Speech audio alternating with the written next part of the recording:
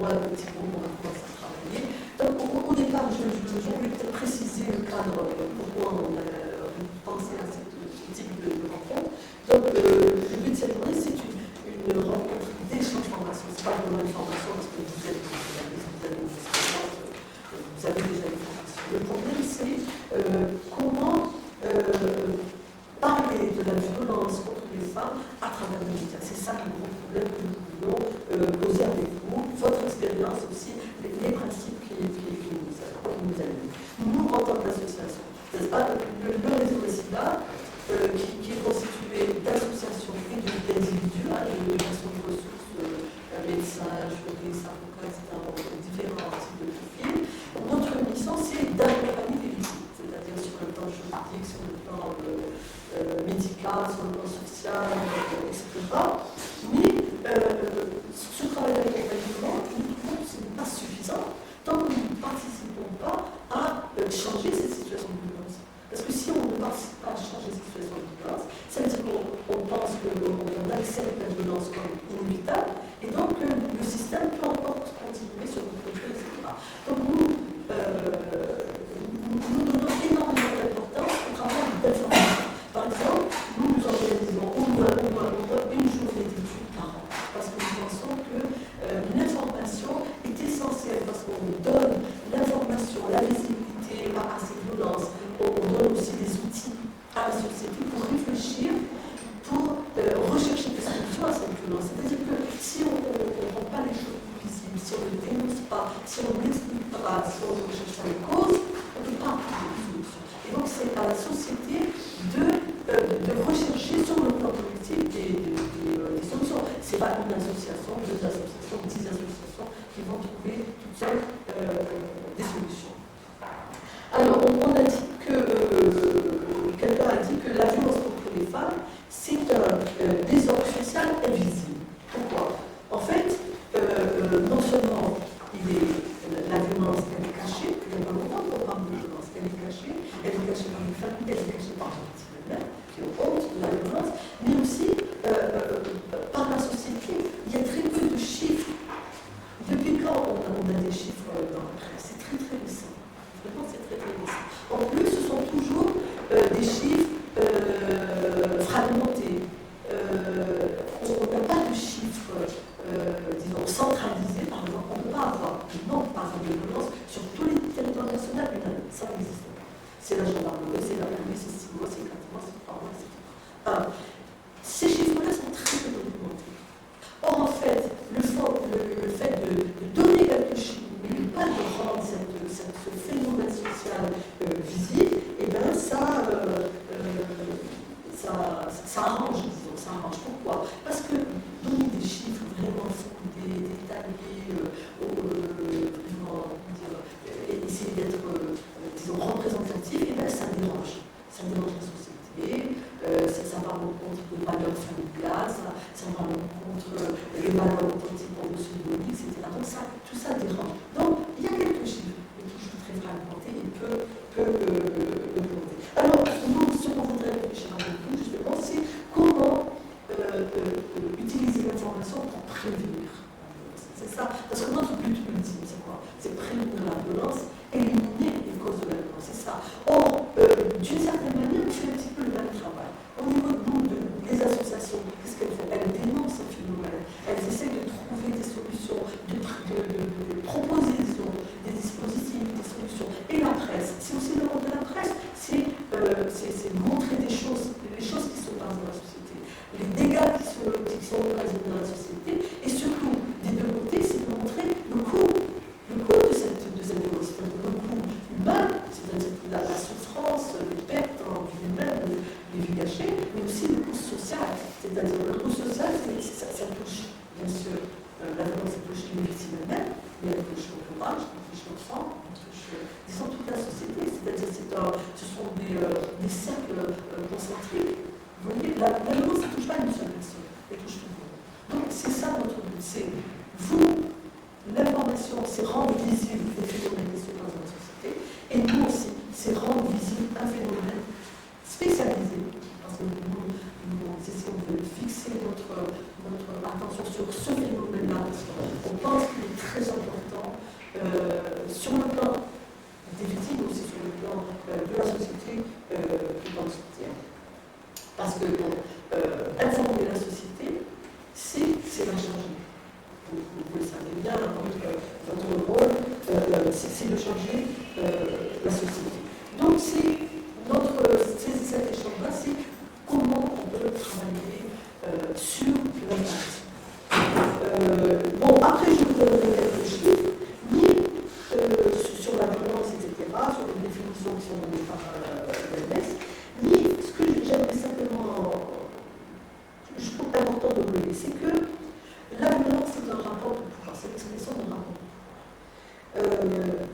C'est-à-dire que dans une société, quiconque est vu faible ou inférieur socialement est susceptible d'être victime d'agression. Que ce soit des femmes, que ce soit des enfants, vous savez très bien la violence avec les enfants, que ce soit des handicapés, que ce soit des personnes démunies, des catégories démunies, que les migrants, les migrants, ils sont aussi sujets à beaucoup de violence de la part de la société.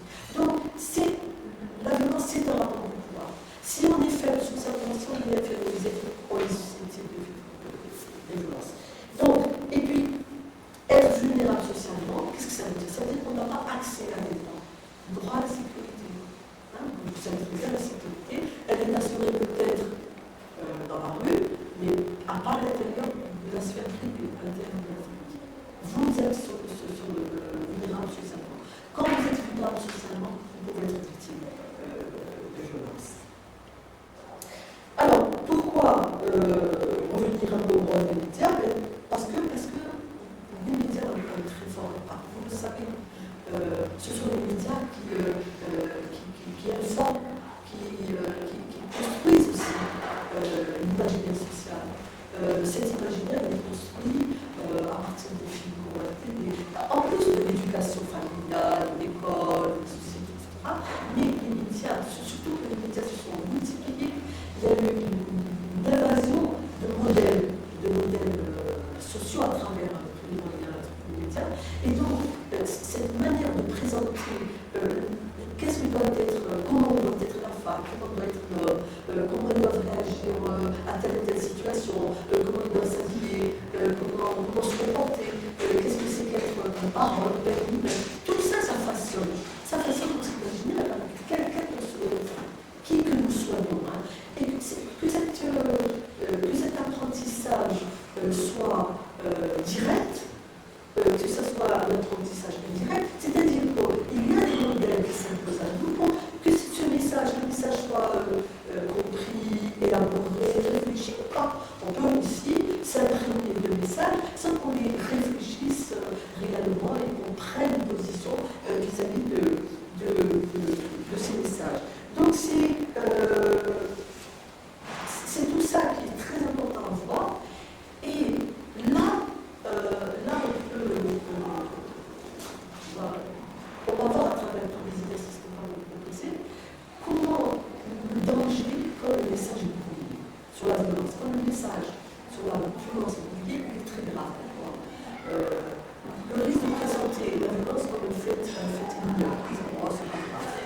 Ou par exemple de présenter l'agresseur c'est pas grave, c'est dans la famille. Ou le fait de dire les conséquences sont pas très graves, on sera décroché, ils vivent ensemble, etc. Donc, cette manière de présenter la violence est très grave. Qu'est-ce que ça signifie? Ça veut dire que la violence, c'est pas très grave, c'est une transgression de la loi, mais c'est une transgression mineure, c'est pas très important. Et deuxièmement, ça devient une norme positive. Ça veut dire, puisqu'on n'est pas condamné, c'est pas grave, donc c'est une norme positive, c'est comme ça qu'il faut se juger. Donc voilà un petit peu les raisons de notre présence ici, et voilà qu'est-ce qu'on voulait discuter avec vous aujourd'hui à travers des exemples concrets. Enfin, vous allez voir avec Fatima qui va parler plus de la représentation, de l'image. Ensuite, Fatima qui va plus cibler son attention sur le texte écrit. Donc voilà un petit peu notre objectif de la chute. Voilà, alors merci beaucoup d'être là. Je vous dis par ça, mais je vous dis à la fin. Et voilà.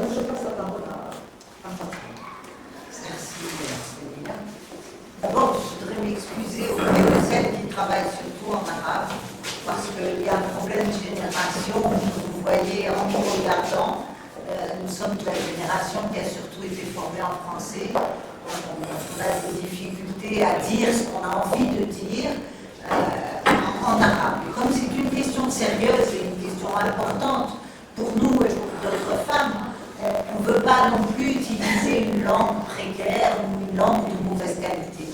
Donc on va vous demander à vous de faire un effort, qui est un effort de respect envers les générations plus âgées, et d'accepter qu'on vous parle dans une langue dans laquelle peut-être vous êtes un peu moins à l'aise. Ce que je voudrais dire d'abord, c'est que le réseau Wassila, il a l'habitude de faire des formations.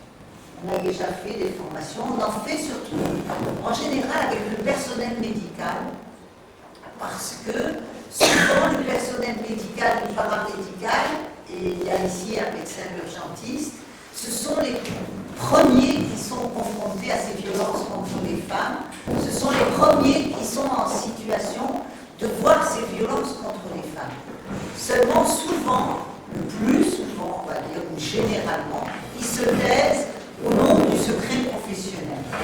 Alors, nous essayons, nous, au réseau Wassila, de développer avec eux la théorie de la non-assistance à personne en danger. C'est-à-dire que le secret professionnel, il a des limites. Il a comme limite le moment où c'est de la non-assistance à personne en danger. Donc nous voudrions beaucoup que le corps médical arrive à signaler les violences. Et il est évident que ce signalement des violences, c'est d'abord votre tâche à vous. Donc on ne pouvait pas, même si on a hésité, parce que c'est vous les professionnels de la communication, c'est pas nous. Mais on s'est dit, on ne va pas faire une formation, on va communiquer avec les spécialistes de médias, et on va essayer de trouver ensemble une façon de mieux parler des violences contre les femmes. Alors, ce qu'il faut d'abord signaler, c'est grâce à vous. Les violences contre les femmes, ou même contre les enfants, ne sont plus réellement un tabou dans la société algérienne. On en parle, on commence à en parler. Il y a des articles de presse, on en a affiché certains là ici dans la salle, qui sont faits par des professionnels de la presse et qui signalent déjà ces violences. Il y a eu des émissions, on a été invités nous-mêmes à des émissions à la radio dans lesquelles on a pu parler de ces violences contre les femmes. Alors, le fait que ce ne soit pas un tabou, c'est très bien, et c'est un acquis. Donc, on ne va pas regarder derrière en disant on n'a pas de victoire. On a cette victoire-là déjà, ça n'est plus un tabou. Seulement, ce qu'il faut, c'est la débanaliser, c'est-à-dire que ça ne soit plus banal, que ce soit plus quelque chose. Parce qu'à chaque fois qu'on se met à parler de violence, on nous répond partout, dans tous les pays du monde, il y a des violences. Marine Trintignant, le Panta. À chaque fois, on a ce genre d'argument. Est-ce qu'il faut pour autant accepter les conditions dans lesquelles s'exerce la violence en Algérie? Parce que Bruno Panta, il a tué Marine Trintignant, ça a rien fait. Alors que chez nous, vous le savez bien, pour avoir vous-même fait des reportages, moi, il m'est arrivé dans la rue de m'interposer à des moments où il y avait, une fois, je n'oublierai pas ce jour-là, c'était à Chevalet, j'ai arrêté ma voiture, je suis descendue. Il y avait un jeune qui était en bas, je suis descendue, قالوا لي واش دخلك بالك مرتو بالك خدو بالك ما دخلتش بالك اش ما جابها. Donc c'est banal, donc balak, non, c'est inacceptable. Et ça, les gardiens, ceux qui doivent introduire une valeur morale, une valeur éthique sur cette question de la violence, c'est quand même nous toutes les femmes, parce que ça peut nous arriver tout à l'heure, à n'importe laquelle d'entre nous. Donc, par solidarité avec les autres femmes, mais aussi par défense de nos propres intérêts, je pense que c'est très important que nous débanalisions, que nous rentrions dans une démarche de débanaliser. Alors, comment débanaliser? Débanaliser, c'est parler autrement. C'est dire les choses différemment. Alors, dire les choses différemment, nous, on n'a pas la bonne parole. On n'est pas venu vous dire, voilà comment vous devez dire sur les femmes. Donc, on va vous proposer tout au long de cette journée des exercices. On va exercer notre réflexion critique, les unes et les autres, de façon à voir comment il aurait été meilleur de parler. Pourquoi là on a mal parlé? c'est-à-dire de doter moralement, de doter éthiquement toutes ces pratiques médiatiques auxquelles on peut observer au quotidien dans la presse, à la télé, à la radio, tout le temps. Donc on va maintenant se donner quelques règles de fonctionnement. La première règle, c'est l'objectif de cette formation, là on a déjà parlé. On va dire au fond que pour changer, une société doit changer ses pratiques. Et nous sommes dans une situation de mutation importante, de mutation sociale très forte, très accélérée. Et pour pouvoir changer les pratiques dans le sens, qui est un sens à la fois moralement plus juste et qui correspond aussi à nos intérêts, parce que nous sommes des acteurs sociaux dans cette société, il faut que nous puissions nous représenter ces pratiques. Donc le travail des médias, c'est un travail de représentation. Vous donnez à voir des pratiques, vous les désignez du doigt. Donc pour qu'une société change, il faut qu'elle puisse avoir une connaissance de ces pratiques. Donc il faut que ces pratiques soient représentées et qu'on doit, pour les représenter, c'est quoi la règle? La première règle, c'est de fournir l'information. C'est-à-dire que déjà, c'est de rendre compte des faits. Et vous allez voir tout au long de cette journée que parfois on fonctionne sans avoir même donné les faits. On est tout de suite dans un article dit de faux, ou tout de suite dans une représentation qui est une représentation de la représentation, et dans laquelle les faits ne sont pas donnés.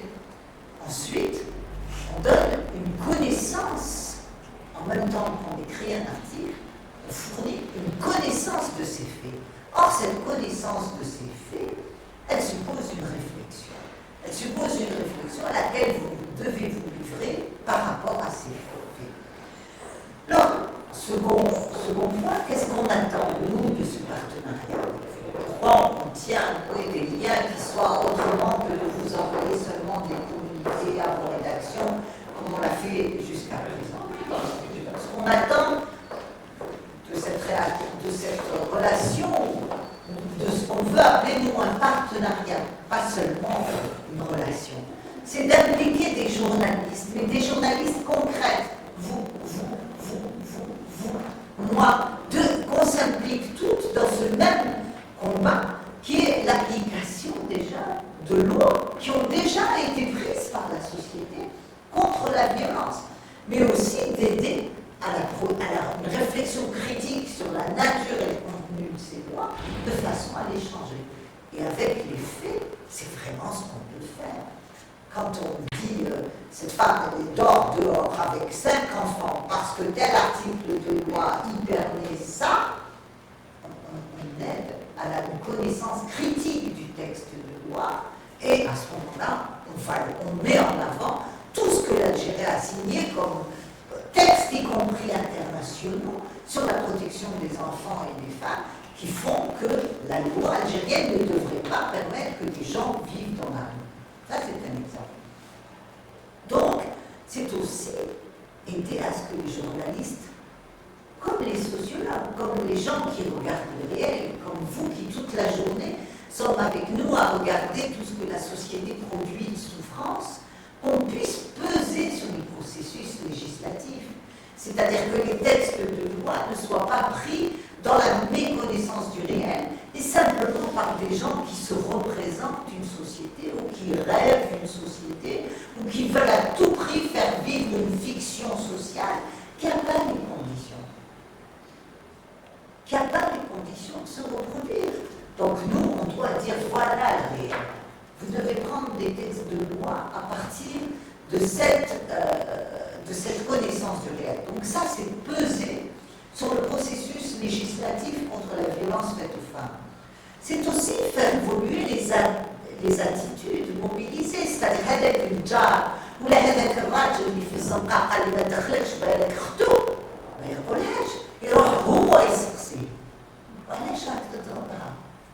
واش دارت لك؟ كيفاش تضرب المرأة هكاك في الزنقاق؟ Faire changer cette attitude, ne plus être dans celle de la complicité vis-à-vis des violences faites aux femmes. Avant, moi je me souviens, j'étais petite fille, on a toutes vécu. Réfléchissez 2 minutes, rappelez-vous votre enfance. On a toutes vécu dans notre environnement des scènes de violence où Paris est dans le regard. Et bien, نجيب صغيرة الجيران كانوا يدخلوا يrentraient tous. Ah, يا حباس يا زي محمد يا حباس. Donc c'est terminé, اقتلها. موتوا كاع. Donc vous voyez bien que cette responsabilité sociale, elle n'est plus assumée. Et or, elle a été assumée socialement. Il faut faire reculer ces positions. Et enfin, il faut amener les journalistes à avoir une attitude critique vis-à-vis de leurs propres pratiques.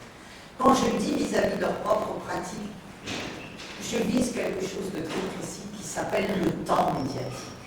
Le temps que vous vous donnez pour couvrir un événement. Ah, il faut vite. Moi, j'ai reçu des appels téléphoniques. Je travaille dans un centre de recherche. Très souvent, il y a des journalistes. J'ai un article demain, vous pouvez me dire quelques mots sur ça. J'ai jamais travaillé à ça. Je ne peux pas. Même si j'ai de la sympathie pour vous, parce que vous êtes une femme dans le monde du travail. Oui, mais madame, vous ne pouvez pas me donner un autre numéro de téléphone. Quelqu'un d'autre dit ça, c'est le temps médiatique. Vous ne pouvez pas céder au temps médiatique parce que vous avez des responsabilités sociales. Il y a des événements que vous, par exemple, je ne sais pas moi, Volkswagen sort une nouvelle voiture, c'est le temps médiatique. Vous allez au cocktail et vous interviewez les gens. Mais vous ne pouvez pas céder au temps médiatique. Il faut vous donner le temps d'avoir une pensée critique vis-à-vis de l'événement, vis-à-vis de ce qui se déroule. Et l'objectif central, qu'est-ce qu'on attend de ce partenariat? Je vous le dis franchement, et on espère peut-être pas y arriver à la fin de cette journée, mais on espère multiplier. Mais vous êtes le noyau dur, celle avec qui on a commencé, c'est pas votre faute. Vous êtes venu une touma, vous êtes jamais dans le Javigo, vous êtes responsable avec nous. Vous êtes responsable. C'est-à-dire qu'avec nous, vous allez nous aider à produire avec des journalistes une charte relative à la couverture des violences contre les femmes en Algérie. Il faut qu'on arrive à écrire une charte, c'est-à-dire ce qui se fait, ce qui ne se fait pas, les règles déontologiques qu'on doit suivre, qu'est-ce qu'un journaliste doit avoir comme attitude, et ça on ne peut pas la faire sans vous, c'est pas le réseau Wassila qui va produire une charte sur les conduites, sur une charte relative à la couverture médiatique des violences contre les femmes. Il n'y a qu'avec vous qu'on peut le faire, et ça, c'est un engagement moral qu'on vous demande. Alors, comment? Qu'est-ce que ça peut être? Comment mieux couvrir un sujet? C'est ça qui va être l'objet de la charte.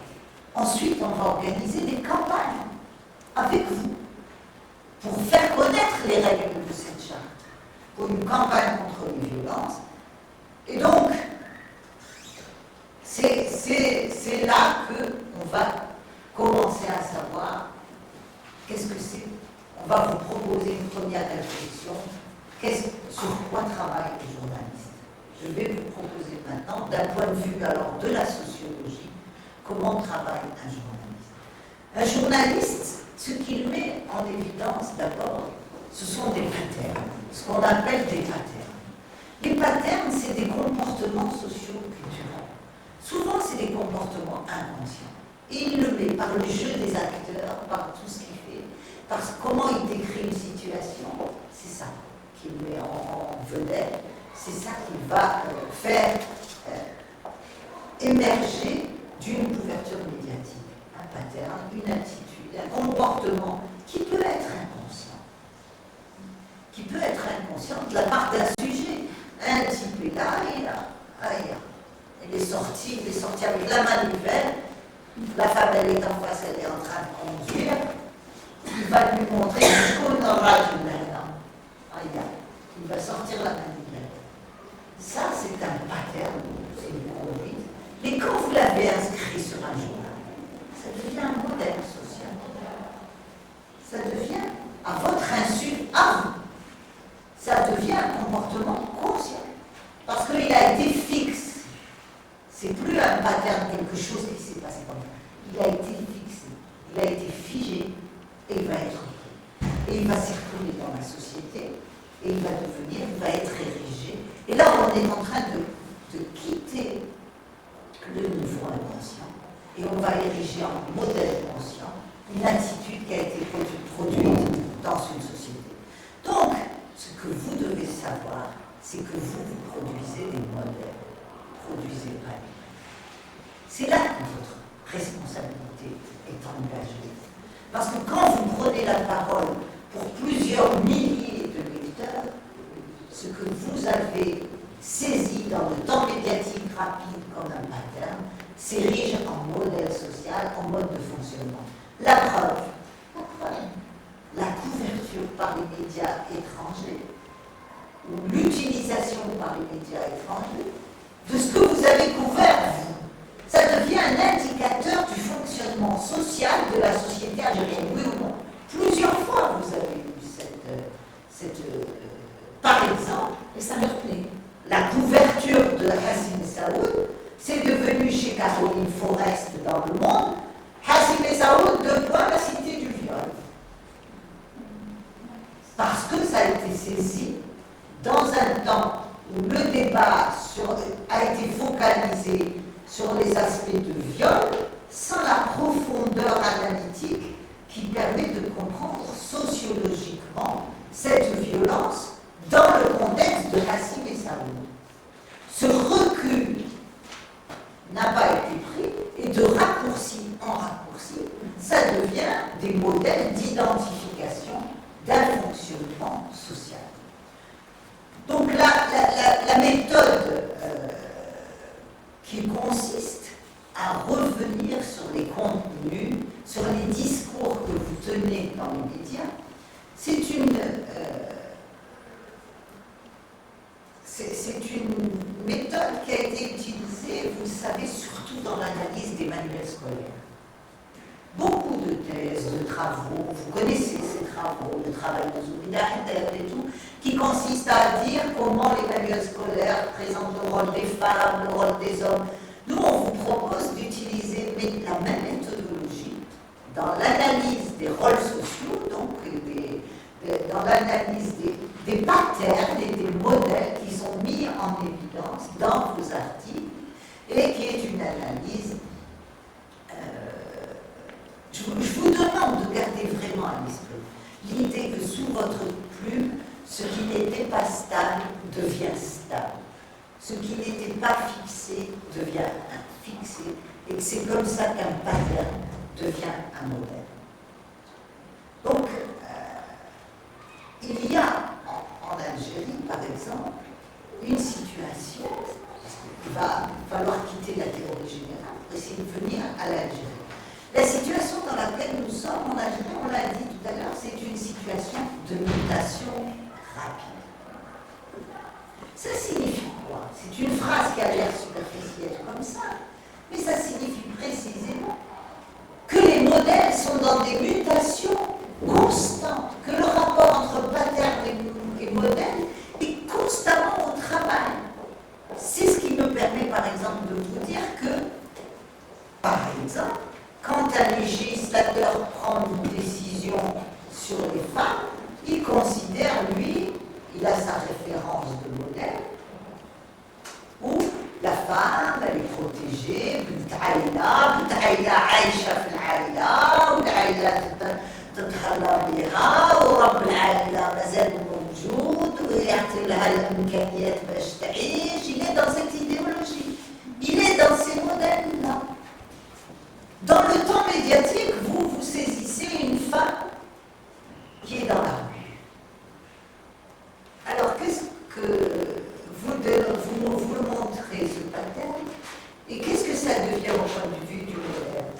Ça devient que ça n'a pas fonctionné. C'est tout. غلطة. هذا الطفلة ماشي متفاهمية. والفينال هذه الحالة الاجتماعية ماشي حالة اجتماعية من العائلات الجزائرية اللي عندها مواقف تاعها والأخلاق وكلش. C'est une situation d'anomie. Or, c'est pas vrai. Le nombre est tellement important maintenant que ce sont de nouveaux modèles, de nouveaux patterns, de nouvelles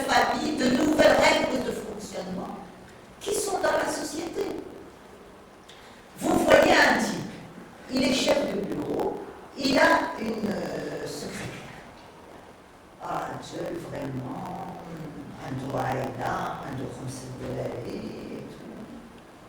Il a une relation avec sa secrétaire, il force sa secrétaire, il la touche, elle va se plaindre. Elle l'a cherché. Vous avez vu comment elle était habillée? Vous avez vu comment elle est venue au travail? Parce qu'on ne peut pas remettre en cause le modèle du père de famille. C'est un modèle fixe.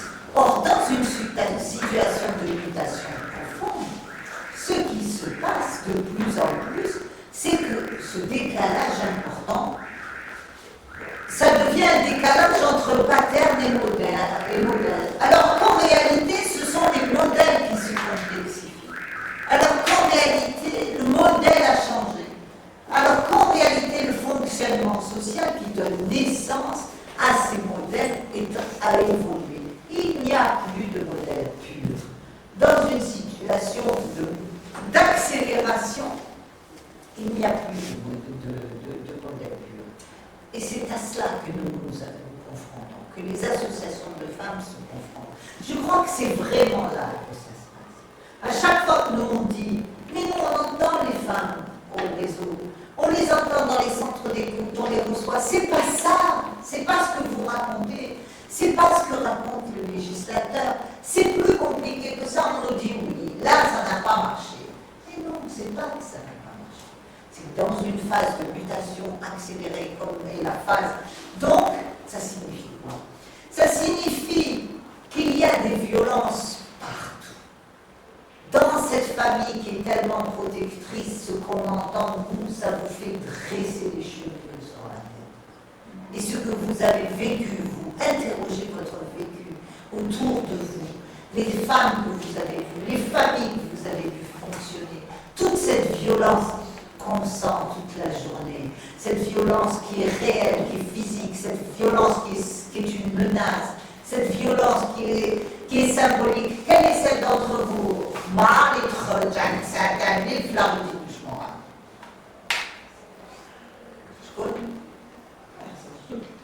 Ou alors c'est ça, c'est ça. Il y a des règles du jeu. Dans tel endroit, moi je ne dirais jamais une situation concrète. Il y a une loi qui s'oppose contre nous qui n'est même pas écrite. Je me souviens, j'étais jeune sociologue dans les années en 80. J'avais décidé de voir comment les femmes sortaient dans la rue à la Casbah. C'était pour un colloque qui s'organisait à Alger. Je voulais voir quels habits elles mettaient les femmes dans la Casbah.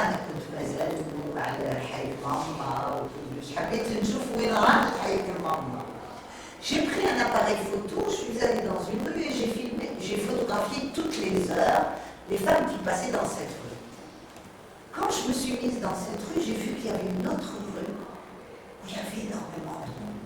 Dans la rue que j'avais prise, je l'avais pris parce qu'il y avait beaucoup de commerce, donc je voulais savoir lequel ça y avait des Floxba et tout.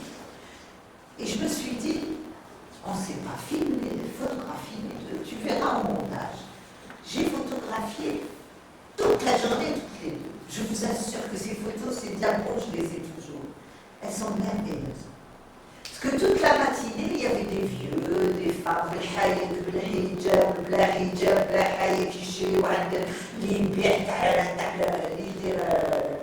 avait le boucher, il y avait une épicerie, une mercerie, il y avait les elles étaient une en hijab, j'ai des photos, une en hijab, une en haïk, elles étaient toutes les trois ensemble en train d'acheter la kafara. C'est-à-dire la magie, c'était la même, quelle que soit l'attitude vis-à-vis de religieux.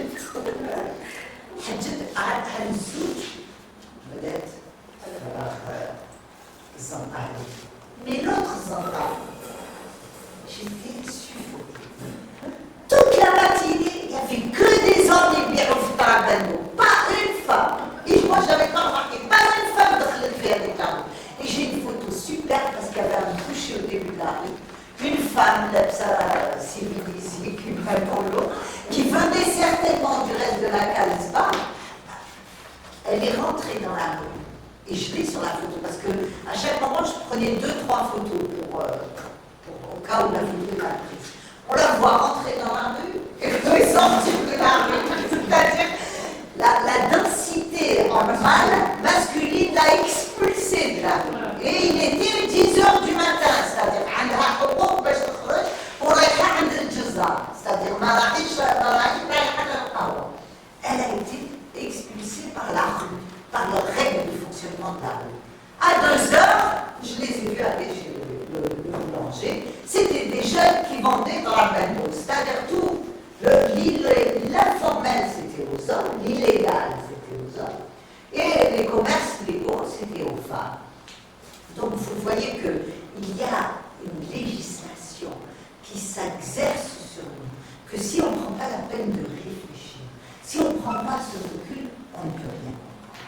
Donc, les modèles changent vite, et l'élaboration d'une charte nous demande de privilégier l'analyse des contextes, l'analyse des situations dans lesquelles se passent ces violences. Parce qu'une violence à Paris, c'est pas une violence à Alger. Je me souviens encore, puisqu'on est là pour discuter entre nous, quand j'ai commencé dans les années 80 à être une féministe très engagée, on avait commencé à Alger, ça va faire des groupes d'autoconscience. Vous ne savez pas ce que c'est. Et bien, c'était formidable. On se réunissait en groupe d'amis, on était une dizaine, et on parlait de nos vies. Régulièrement, pour analyser nos vies, pour s'aider. Et on s'est beaucoup aidé. On s'est beaucoup aidé. Ça nous a aidé à devenir des femmes courageuses dans la vie. Vis-à-vis, une thérapie comme ça, collective entre nous. On faisait un peu des petits groupes, comme ça, on avait commencé à la fin de 1978, et puis on se retrouvait comme ça, dans des maisons le soir, une fois par semaine, par exemple, dans une maison. Après, j'allais à Paris, il y avait des profs de Paris 8 qui étaient donc des amis. Elles m'ont dit, on t'invite à notre groupe d'autoconscience. Je suis allée, je me suis dit, les groupes d'autoconscience, parce que c'est les étrangères, les anglaises et tout, qui les ont commencés. Je suis allée au groupe d'autoconscience, c'était toutes des femmes comme mes amies, c'est-à-dire elles étaient enseignantes à l'université et tout. J'ai dit, Tahda, elle a été violée. Tahda, elle a été violée. Et chez nous, aucune. Je me suis dit, mais comment c'est possible? Et je me suis rendu compte qu'elle rentrait à 2 heures du matin chez elle. C'est-à-dire qu'elles avaient affronté un espace que nous, on avait compris que c'était pas pour nous. Nous, toutes féministes, on est quoi? On a un couvre-feu. Mais elles ont changé la société. Maintenant, nous, quand on est à Paris, on sort la nuit. On ne sort pas ici grâce à ces femmes. Ben, elles ont payé très cher. Elles ont payé très cher. Elles ont fait reculer les limites du couvre-feu chez elles. Elles ont maintenant, à l'étranger, on va dans tous les endroits. Ici, je me souviens, quand une fois, on a dit, c'est terminé, on va aller au cinéma aussi. Voilà, je retourne au cinéma. Avant, on allait au cinéma, maintenant, on ne va plus au cinéma. On a décidé, on était 3 voitures, courage. Le soir, la séance du soir, l'Algérie, c'était vraiment 3 voitures de femmes à l'Algérie. On a garé collé à l'Algérie, parce que le soir, on peut garer. On est parti 3 voitures complètes. On est rentré dans le film, on est sorti à minuit. Je vous raconte pas. Le temps de sortir du film et de monter dans les voitures, tous les hommes sont venus, tous les jeunes, 3 voitures de femmes.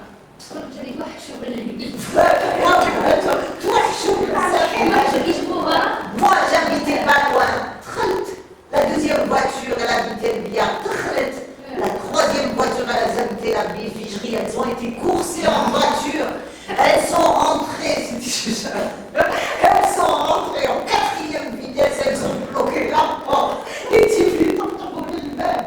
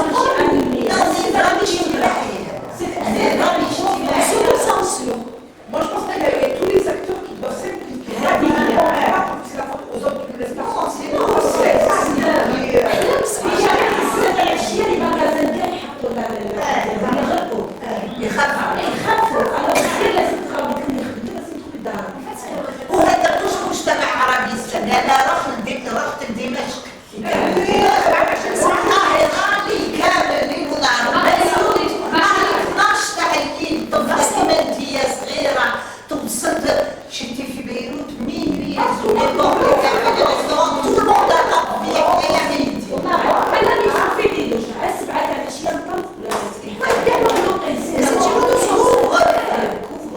C'est vrai qu'ils sont avec les femmes à la maison.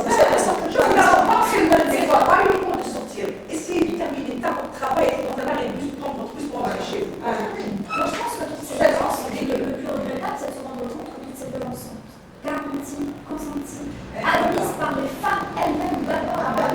On a très souvent les hommes, mais en général, quand on... Parce qu'elles ne voient pas comment se battre.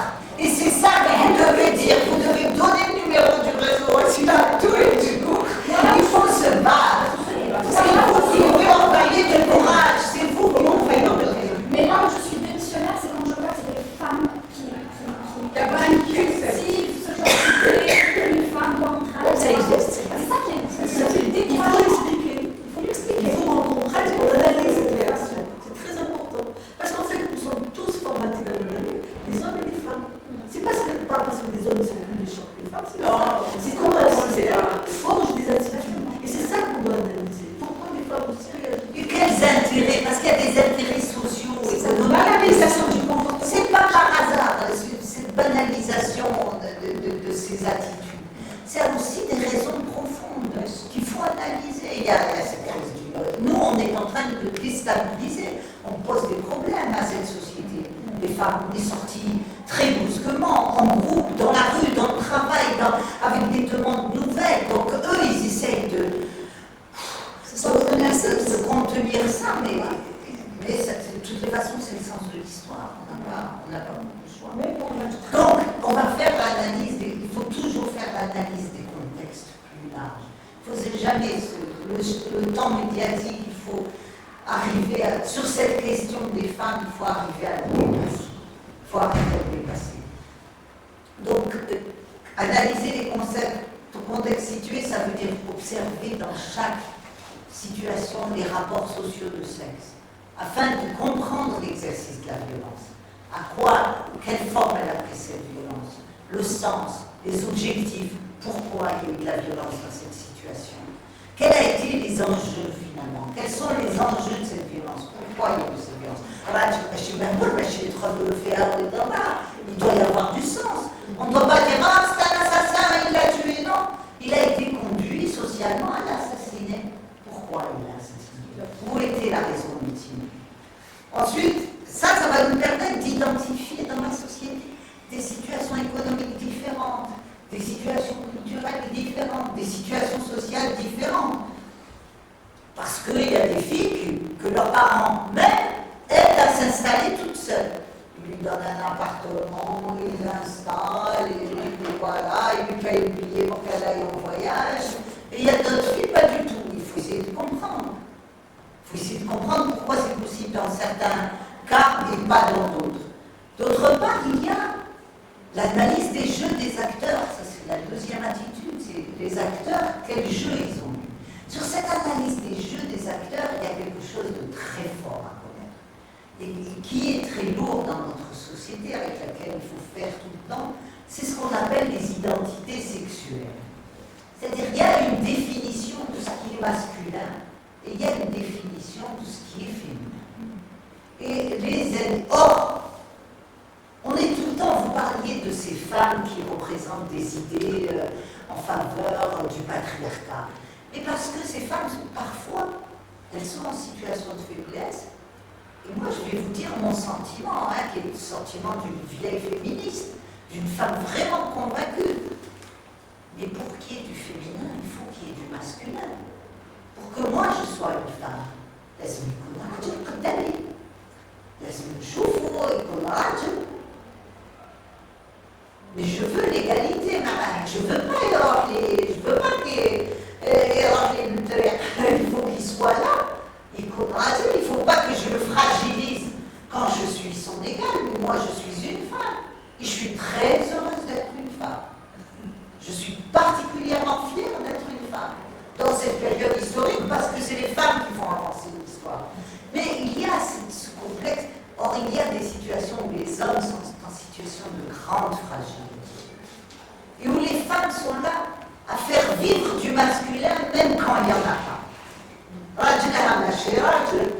هي اللي تجيب دراهم.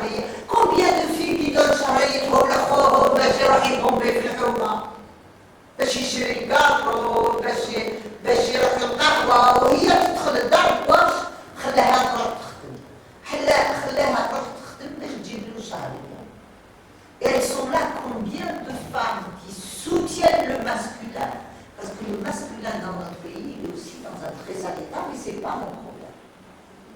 Mon problème c'est pourquoi il se venge sur moi alors qu'il a d'autres problèmes à affronter, qu'il a d'autres situations, qu'il est placé lui-même dans des situations concrètes qu'il a féminisées.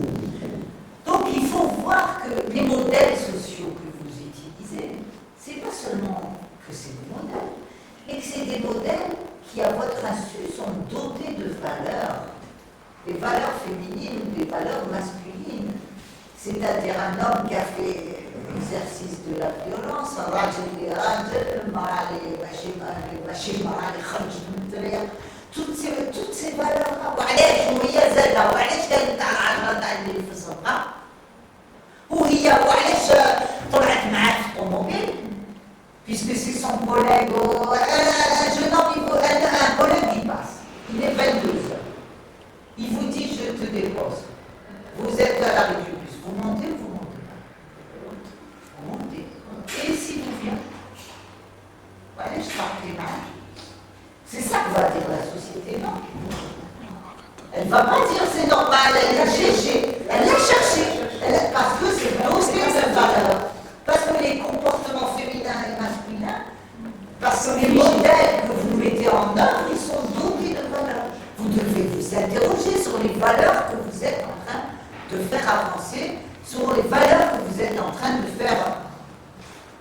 Donc, c'est pourquoi dans la démarche d'observation des rapports entre les acteurs, il faut que vous fassiez très attention à ce que vous savez vous-même de ce jeu d'acteurs. Il faut faire une analyse critique aussi, parce que des fois on fait passer nos propres convictions. On fait passer notre propre vision de l'homme ou de la femme. D'ailleurs, moi, des fois, certainement ça doit vous arriver, c'est le point de vue adverse, parce que chaque fois que je parle, mon mari, par exemple, il me dit « Oui, toi, bien sûr, c'est une femme, elle a raison. » Je dis « Tu te jures de son côté. Mais si je te dis qu'un homme, il a fait la même chose, tu vas me dire « Oh, mais la chose, tu vois. » Des fois, je me défends, des fois, je discute, parce que je trouve que parfois, il a raison. Que c'est vrai, j'ai pris mon parti dans cette société, je suis de mon côté, je suis du côté des femmes. Donc c'est vrai que des fois, je laisse passer ce qu'on appelle en sociologie des prénotions, c'est-à-dire des notions que j'avais avant, des idées afkar musabaqa, puisque dans l'arabia, voilà, afkar musabaqa, voilà, يرجعوا لك ديري أي حالة اجتماعية يرجعوا لك. Donc je vous propose, moi maintenant, mon travail avec vous, ça va être une approche par l'analyse des images. Après, avec Fatima, vous allez faire l'analyse des textes. Alors l'analyse des images, je vous propose, puisqu'on a dit on va commencer par un contexte. Je ne vais pas vous montrer des images et on va discuter des images comme ça. Non. Je vous propose qu'on réfléchisse à une thématique, à un contexte. Pour regarder ces images à la lumière de ce contexte. Je vous propose les femmes et l'emploi. Vous allez dire comment dans une journée comme la violence, on va parler de l'emploi. L'emploi, c'est doté de valeurs positives. L'emploi des femmes, c'est doté de... On a une vision générale, c'est les chemins qui montent. C'est notre... Et pourtant, les chiffres sont bas, mais on les vit de façon triomphale. Alors, pourquoi on va parler des femmes et l'emploi? Parce que le contexte algérien, ce qui est principal, comme dans toutes les sociétés arabes, ce qui s'est passé comme mutation centrale, c'est la sortie dans l'espace public des femmes par la scolarité et l'emploi. Auparavant, تروح الحمام، تروح النهار، تروح نصاحبها بالصح Et même quand on était élève, moi, mon père me disait tout le temps, je ne dirai jamais leur mot. Et Dieu sait si j'adorais mon père. Quand on était le samedi dimanche, parce qu'à l'époque c'était samedi dimanche, je disais, il samedi nuit par exemple, il se prépare à sortir, mes frères se préparent à sortir, et moi je lui dis, je peux aller chez ma cousine qui habitait à 200 mètres. Je disais, ma fille, si je pouvais faire la sieste comme toi, je serais une fois dans la rue et tout. Donc, maintenant, je suis donc, avant, vraiment, c'était très organisé.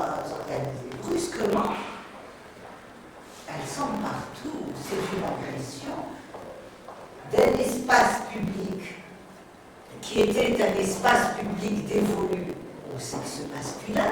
On arrive à un espace public qui brusquement devient mixte.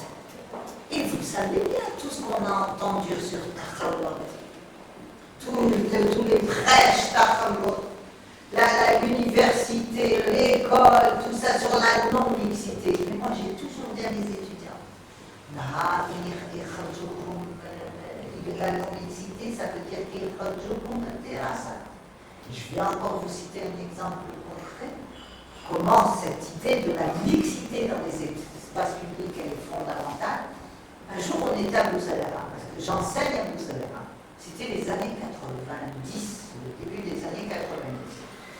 Il y avait Cheikh Al-Ghazali qui devait venir faire un prêche à la mosquée, faire un cours d'art, mouche un prêche, d'art, في الجامعة تاع بوسليرة. خرجت من الدرس تاعي شفت كامل الأساتذة les collègues et les femmes dans les voitures en train de démarrer. سقسيتهم je leur ai dit mais où vous allez? Elles m'ont dit tu vas rester. Cheikh Al-Ghazali il arrive, tout le monde va monter, ça va être terrible, c'est l'agression, on s'en va. J'ai dit moi je pars pas. الجامعة تاعي. J'enseigne toute l'année في الجامعة, il va venir, il va me sortir. J'ai dit non, je le danse. يجي لي الكوراج رحت للدرس طلعت الجامع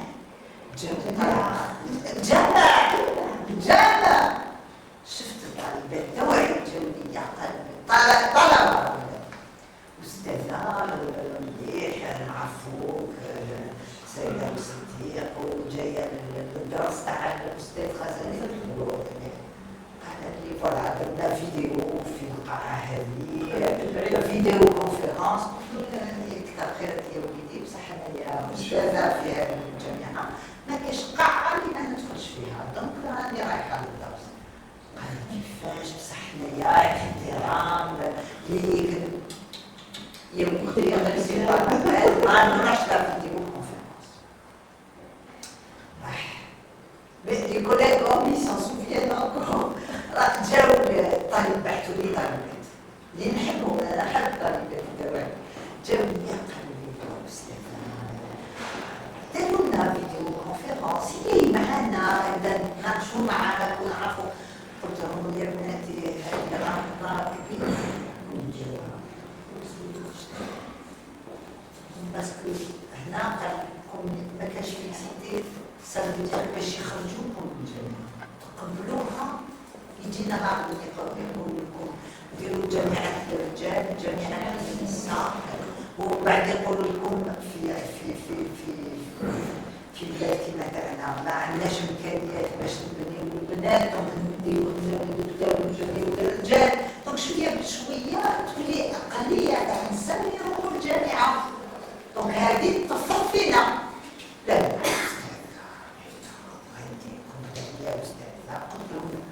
بون انا ما ندخلش معكم وبعد جاو الاساتذه رجال حتى واحد ما شاف فيا حتى واحد ما هضر معايا راحوا لا دخلوا قعدوا هم وانا من بعد دخلنا في الجامع كي دخلت الجامع قلت هذا النهار نموت يديروا لي موس تروحي داخل الجامع في دقيقه وحدين وبعد بداو بالميكرو بالمضروب بالاساتذه والزميلات اللي يدخلوا يقولوا الاخوات يخرجوا وانا قاعده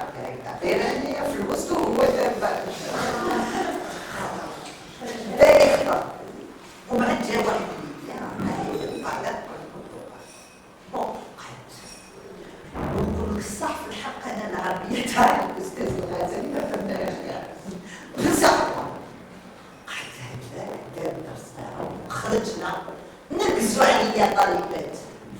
يا أستاذة انتي اللي عندك الحق، باسكو في الحق لا فيديو ما مشاتش وما شفنا حتى حاجة. دونك باش نقولكم بلي في الحق هذا التخلط أساسي بالنسبة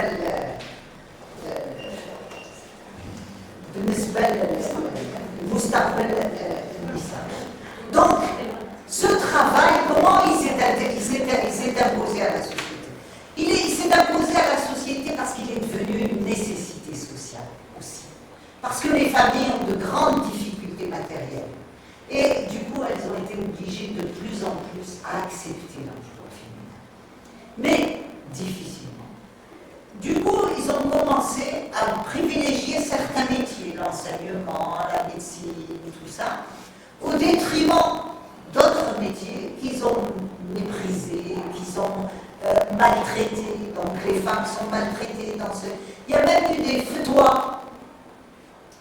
sur les femmes qui travaillent. Il y a eu plein de... Ce qui était mis en évidence, il y a des items qui sont dotés de valeur, qui surgissent. Il y a eu des enquêtes au Maroc et tout. Il y en a pas eu en Algérie. J'ai travaillé sur ces enquêtes. Et qu'est-ce qui a été mis en évidence pour dénoncer le travail féminin? La promiscuité avec les hommes.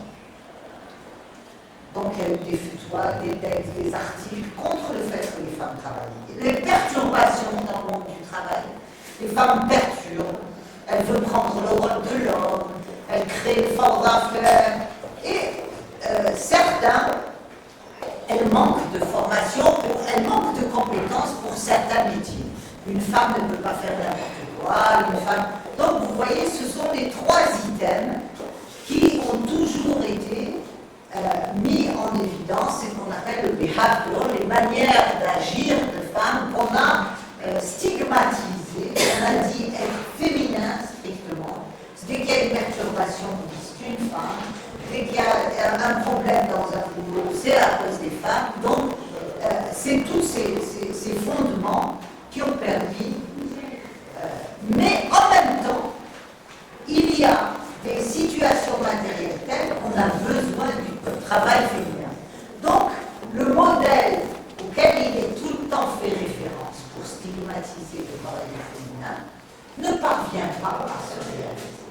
Parce qu'on est en situation de mutation très importante dans la société et qu'il faut enfin voir que de nouvelles valeurs en réalité, de nouveaux modèles sociaux sont en train de s'imposer auxquels il faut faire face. Alors, toute cette réalité féminine dont on a parlé depuis le début de mon intervention, elle est traitée par le média et elle est traitée aussi, allez-moi ça, on passe à la caricature, que c'est toi qui as le texte, par la caricature. On va regarder quelques caricatures ensemble. La caricature, c'est un genre littéraire de dessin humoristique qui charge certains traits de caractère, souvent drôles, ridicules ou déplaisants.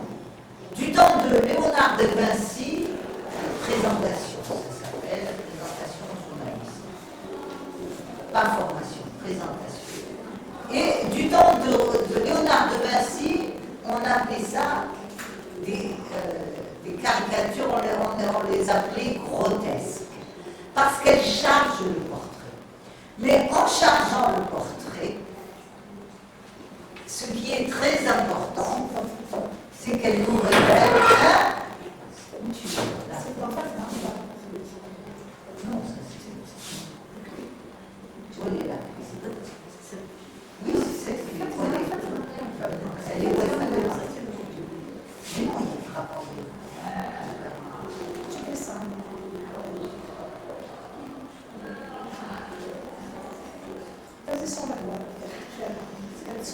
j'arrive pas à montrer.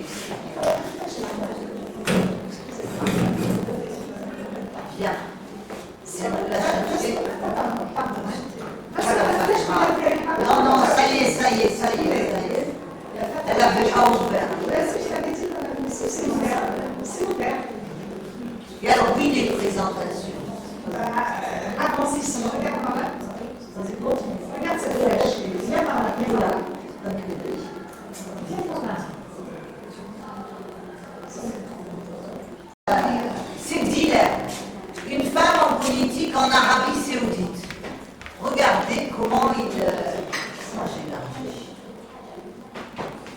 Regardez comment il analyse cette situation. Vous pouvez enlever votre main, l'autre main aussi. Donc vous voyez, ça c'est dilemme. Ça c'est dilemme, c'est un homme de progrès. Il apprend qu'il y a une femme en politique en Arabie Saoudite qui a été nommée. Forcément, il y a deux versants là-dedans. Forcément, il y a une affaire de sexe. Et secondement, elle va sûrement être en but au harcèlement sexuel. Donc le sujet politique est masqué au bénéfice du corps sexuel, complètement.